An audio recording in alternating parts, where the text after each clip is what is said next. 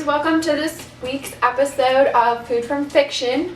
I got a lot of requests for cooking from books I don't particularly care for. I guess people really enjoyed me trying to say nice things about things they don't like. So I thought we would do The Catcher in the Rye. I'm not the only person that doesn't like this book. I know it's either a love or hate. I can't stand Holden Caulfield, so yeah. The food from this book is a grilled cheese sandwich. He goes to like a lunch counter and gets a grilled cheese. I know it's a simple and delicious thing, but you know, let's do that. So I made some bread the other day, and we're just going to use that. Obviously, you can use whatever bread you want. I know lots of people have taken up bread baking during COVID, which is awesome. You should eat more homemade bread.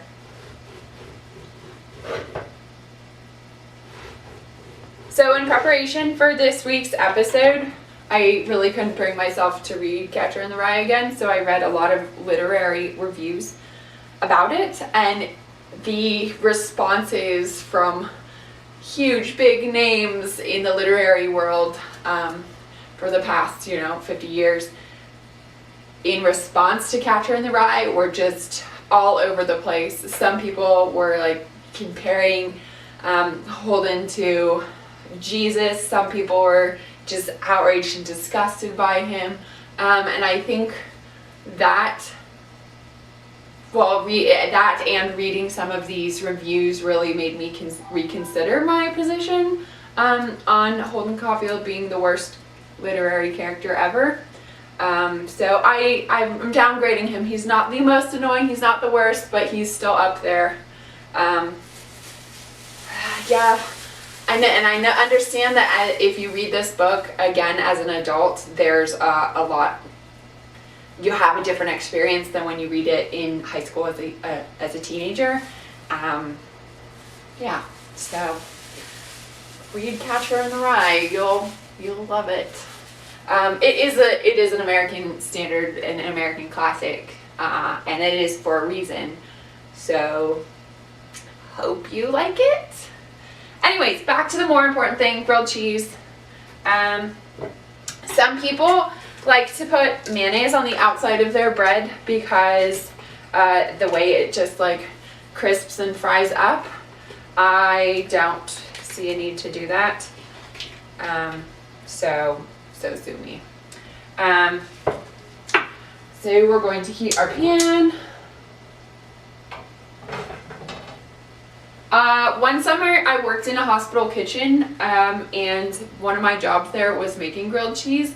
And in the food industry, there's like definitive ways of making grilled cheese and making the best grilled cheese. One of the ways that they get cheese to melt and everything to crisp up so well is to cover it, one, and then to squirt some water in around it so it creates steam. I'm not going to do that because that's a lot of work, but I do fully support covering your grilled cheese. It goes way better if it has a lid. It goes faster, it cooks more evenly. So yeah, that's my thing about grilled cheese.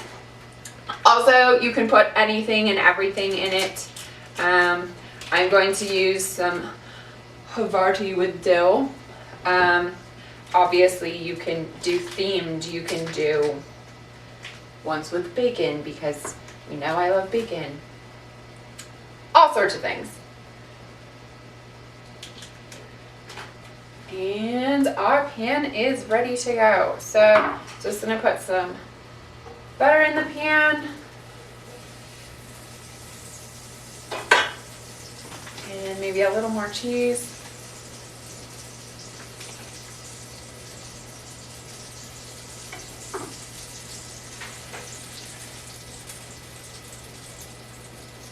And then we're just gonna cover it, let the cheese get melty, and then go from there.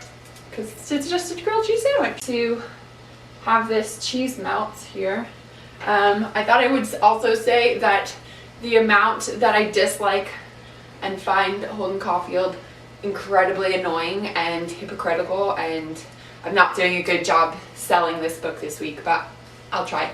The amount that I dislike Holden Caulfield is directly opposite to how much I love grilled cheese. Grilled cheese is just the best. If you were at the library a couple years ago, you know that my household had weekly grilled cheese nights. So we got really good at grilled cheese and really good at experimental fillings in grilled cheese rather than just American cheese. So we're definitely experts. Our grilled cheese is ready. We're all melty and crispy and delicious. So we'll take this off the pan. And nobody's burnt. That's always the best. And cut this in half because that's how grilled cheese ought to be eaten.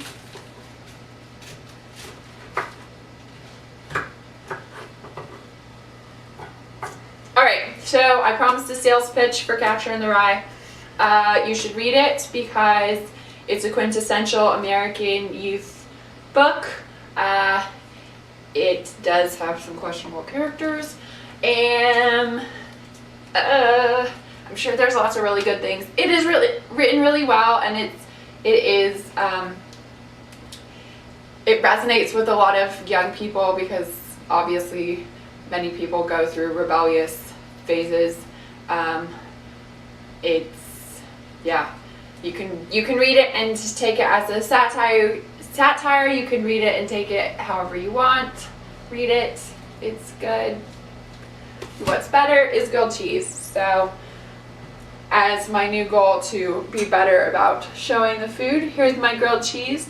What do you like to put in your grilled cheese? How do you feel about Holden Caulfield? Is there a character in literature more annoying than Holden Caulfield?